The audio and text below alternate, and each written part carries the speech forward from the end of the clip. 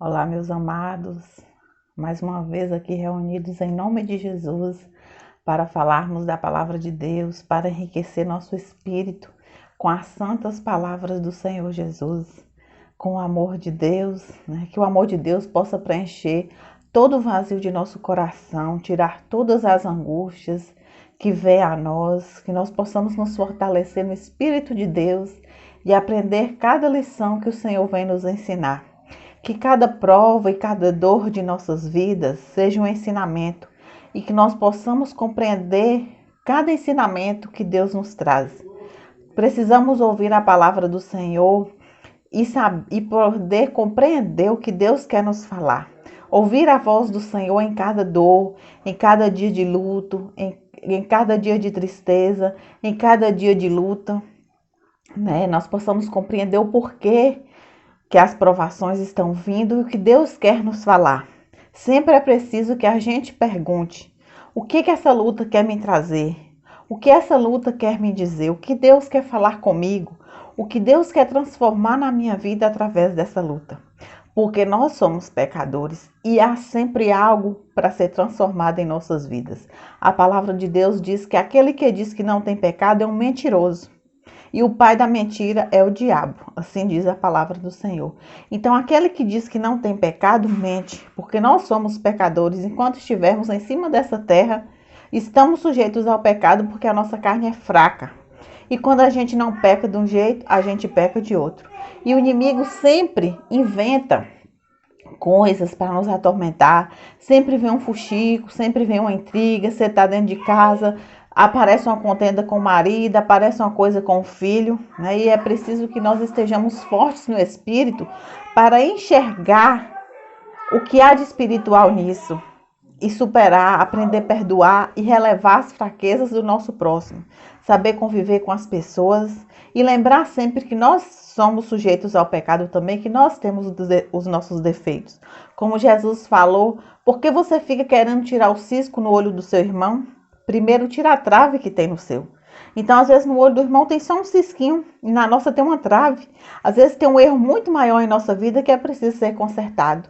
Então, que nós possamos enxergar os nossos erros e não os erros do próximo. Deixa que ele acerta com Deus os erros dele. Vamos fazer a nossa parte para encontrarmos a verdadeira paz. A palavra de Deus diz na carta de Paulo aos Romanos, no capítulo 12, no versículo 14 em diante. Abençoem os que perseguem vocês. Abençoem e não amaldiçoem. Alegrem-se com os que se alegram e chorem com os que choram.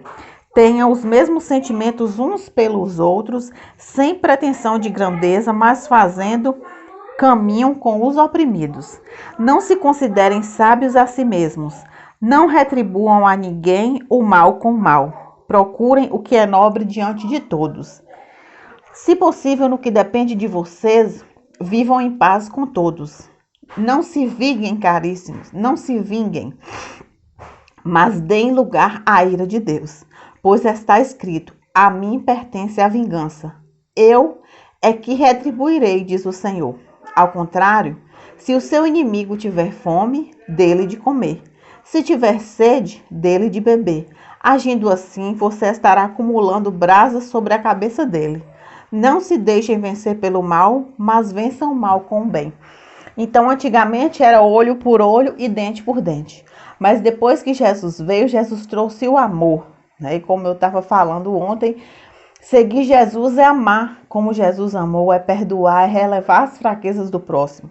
Então a palavra fala: não procure a vingança, porque cada um vai pagar o que tiver cometido de errado, Cada um vai colher o que plantou.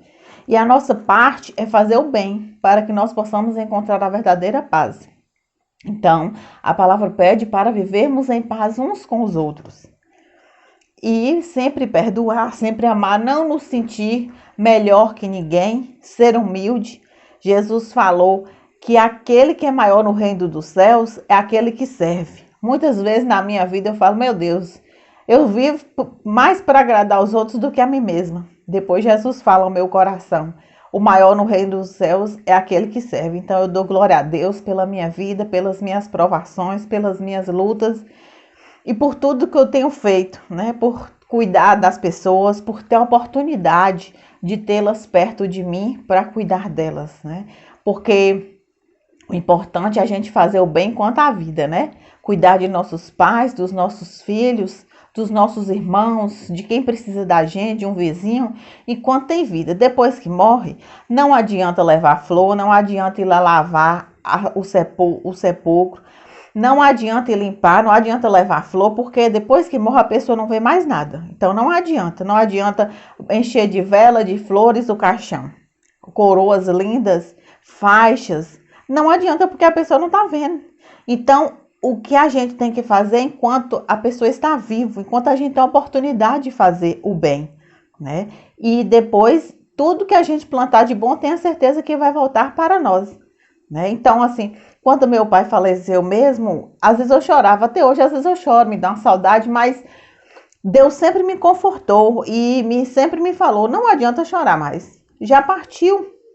Graças a Deus, o que eu pude fazer, o que eu pude amar, o que eu pude perdoar enquanto ele estava vivo, eu fiz.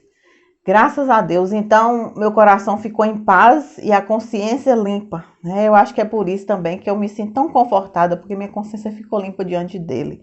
E é o que eu procuro fazer com quem está do meu lado hoje. Cuidar, ser presente, suportar enquanto está vivo, porque depois que morrer não tem que chorar, a gente chora, a carne é fraca, a gente chora de saudade, mas não adianta mais nada, porque depois que partiu, né, o importante é o que a gente fez em vida.